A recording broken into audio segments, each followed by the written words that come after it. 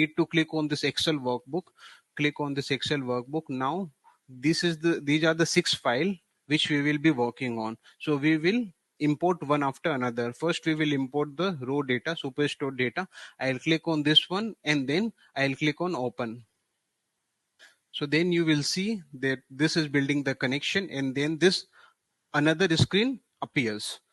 What is this screen? This is called navigation. So whatever in your Excel workbook, you may have multiple tabs, right? So you need to tell Power BI that this is the tab I need to select and I need to work upon. So then you need to click on this one. See, this one you need to click on. See, this is the tick mark, and then you will see the raw data over here. And then there are two options. One is directly load the data. Another one is transform the data. So here with this file, we will directly load the data. In another file, we will cover transform the data. So I need to just load the data.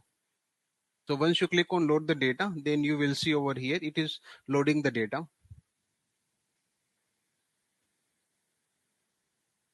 So there are 12,420 rows added. It shows in our message. This is the superstore data. So if you just click it over here, you will get all the columns name in our data set. Okay, so now after this, again, I'll click on Excel workbook because I need to import all this data. So I'll import location master. You cannot import multiple data set like using shift. No, that's not allowed. You need to import one after another. So location master I'm importing. So here once you click on this one, then again you need to choose tab. Then this is the tab. Now you can see this is header, everything looks proper. Then directly load it. Now again the third one, I'm doing it quickly and then I'll give you 2 to 3 minutes to import the data set. So product master, right now don't do it because I need to show you something else also and transform the data. So in the product master, once you click it over here, see, you have seen that in my previous two files, Power BI detects the column headers automatically. But in this file, you see Power BI is giving me column 1, column 2, column 3, column 4. And if you see the data, then you have product ID, you have product name, you have segment, you have category, you have subcategory. So basically this is the product master. Ideally Power BI should take this first row as a header, but it's not taking it automatically. So for all these use cases, we need to click on transform the data. So I am clicking on this transform the data. So once you click it on, then I'll show you what happens after that.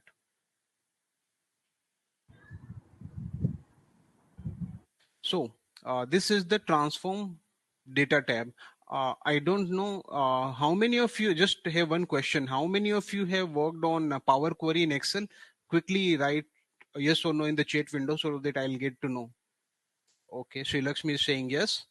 Pavan, yes. Sashi, yes. Mario, Vivek, no, no. Ramesh, no. Deepika, yes. Sachin, yes.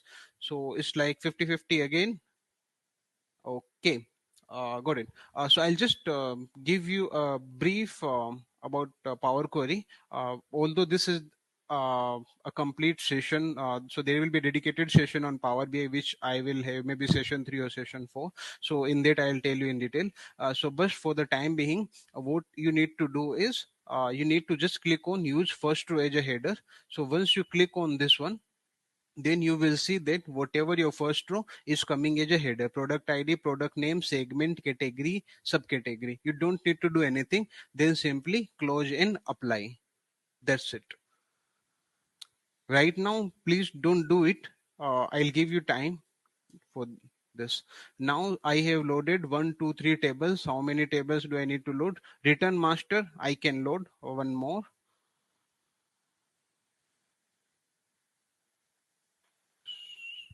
So if you see here again, when I click on return master, you see Power BI again didn't detect the column headers. So what do we need to do? We need to click on transform data. So once we click on transform data, second option, what do we need to do? Anyone? What do we need to do now? We need to move We first can't row use as a first row header. as a Right, perfect. So yeah, so we need to click on use first row as a headers. Then it will create first row as a header, so you don't need to write it manually, and then you need to close and apply. So once you close and apply, you see 1, 2, 3, 4 tables you have imported it. I don't want to import the rest of the tables. You can just ignore for the time being of this workshop. Now